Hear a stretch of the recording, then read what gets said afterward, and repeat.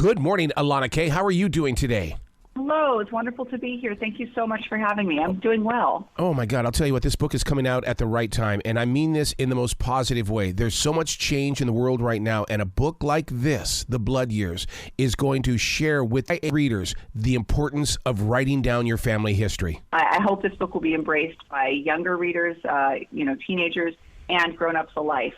I think this really is a book for really anyone who's interested in learning more about this time in history. I'm so jealous of you writing about your grandmother's teenage life.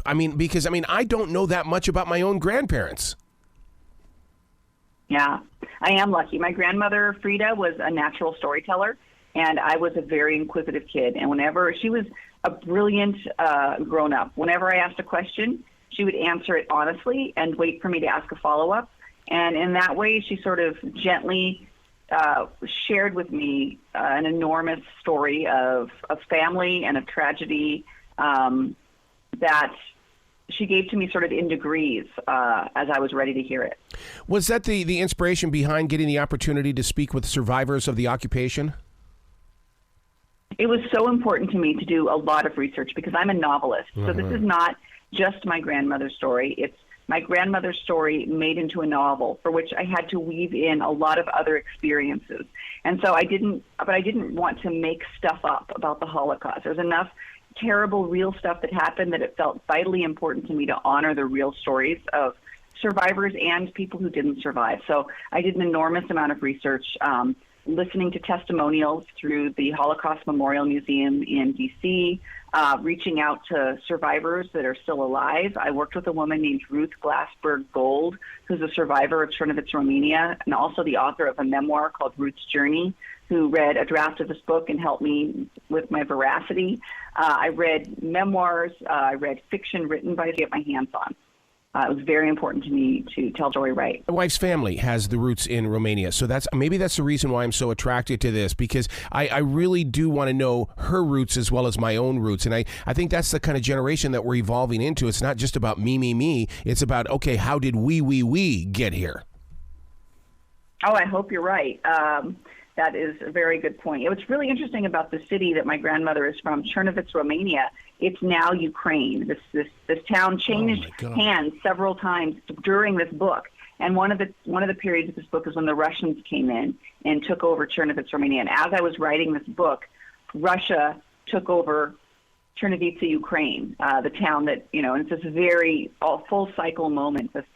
There's a character in my book who says everything is cyclical. And for me, that was a cycle moment, like in live action, watching this city be taken over again by Russia. See, now it reaches beyond family and it goes into community, because now you're telling the history of Ukraine, which is in just in turmoil right now. Exactly. Yeah, it is so interesting and kind of terrifying how true it is that cycles repeat themselves. And this, as a younger person, it's something you hear, but right. Well, that can't really be true, And then as you get older and you live long enough to see the cycles occur, and as you become more educated, and so you're able to reach farther back into history than your own lived experience, and you can start to see these cycles as they're happening. One of the things that's taking place in the real world is something that your grandparents had to deal with, and that is letting go of everything to seek a better tomorrow. I just can't imagine that, but yet you bring truth to those pages. Absolutely. And my grandparents came here. In fact, my father was born in Europe, so I was the first generation to be born here. And they came here like so many wonderful Americans with nothing, with no language, no English, with no connections. And they built a life that, last night I had the book launch for this party, and my 3 siblings and our 5 children were all there in the room with me. And it was absolutely, and my grandmother is no longer alive. My father is no longer alive. There's no one above me in my chain. But here was me and my siblings and my children. It really gave me chills to see what they had built, which they couldn't have known, when my grandmother was living the experiences that inspired the Blood Years. She didn't even know if she was going to be alive tomorrow, let alone alive to come to this wonderful country and create this family that I get to be a part of.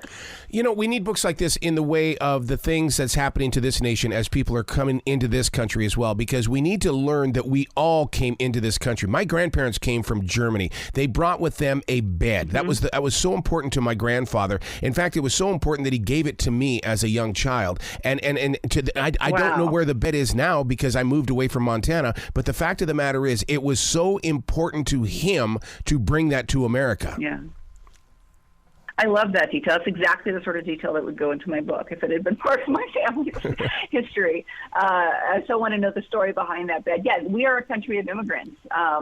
And that is, I think, one of the things that makes us such a strong country. And it makes me so proud whenever I get to meet anybody. I always ask about their family and where they're from. I find it to be so fascinating, the sort of mosaic that makes up our country based on people from all over. From one author to another author, and now as a podcaster whose words have been banned as well, what do you go through? Because I go through a mourning period, and I also go through a very hurtful period when something that I have done is banned or taken away. How do you deal with that? Yeah, PEN America has listed me for, a year now as one of the most challenged and banned authors in the United States. Wow. Many of my books have been removed from schools and libraries across the country.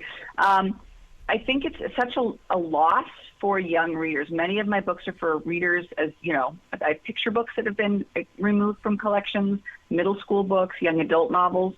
I think it's really scary as someone whose family came from a time and a place that I talk about in The Blood Years where things were taken away, the right to be a professor. My Jewish family, they couldn't teach in the university. They weren't allowed to own a business. Their books were taken from them. I think when we start taking away opportunities to learn about one another, when we start banning voices and silencing things, that is never a good indication of the general greater picture of what's happening in a space and to the people who live in it. So I am horrified by the very actual small percentage of people with very loud voices who want to limit children's access to curated collections that have been put together by educated educators and librarians. I think it's horrible. Whew. And I'll tell you, it was just a couple of weeks ago that the president said that a broken democracy doesn't find itself at the end of a barrel. It's in the silence. And so it's like the silence. We can't be silent. We're creative people. Don't silence us from saying something. Yeah, it is scary, and it becomes when one feels afraid to share their creative work for fear of what will happen to it and how one will be seen for saying and writing the things. I've had people write to me and, say terrible things to me. It's tempting to sort of be quiet and get small, but that's the exact moment where it's important to be louder and speak up. And so I'm really grateful that my book, The Blood Years, is being published. So many of us grew up reading the book about Anne Frank, and it makes me wonder, since you bring up the subject of a safe home and how it's really not a safe place sometimes, I have to ask, in these modern day times, would you open your home to be a safe home for somebody who you need to hide? Wow, that's a heavy question for the last 30 seconds. I think we have an obligation we are living in a home. The home is the United States. And are we, even bigger than, do we have an attic or do we have a space where we could hide an individual? So what are we doing to protect the environment of people who are endangered right now in our own communities? And I think our voice is what helps to create that safe space. If we speak up when we see things happening that aren't okay, if we vote by going to our local school board elections, by going to our city council meetings and paying attention to what's happening, we are creating a home that is safe. And if we don't, we're allowing the people who don't want it to be safe to make the decisions, which is something that, again, in my book is something my characters experience. Wow. You got to come back to this show anytime in the future. The door is always going to be open for you, Elana K. Thank you so much. I so appreciate your having me. And please, I do hope your listeners will find a copy of The Blood Years. And, and I'm very hopeful that this book will have a wide readership. So thank you for helping me. You be brilliant today, okay? Thank you so much. Have a wonderful day out there.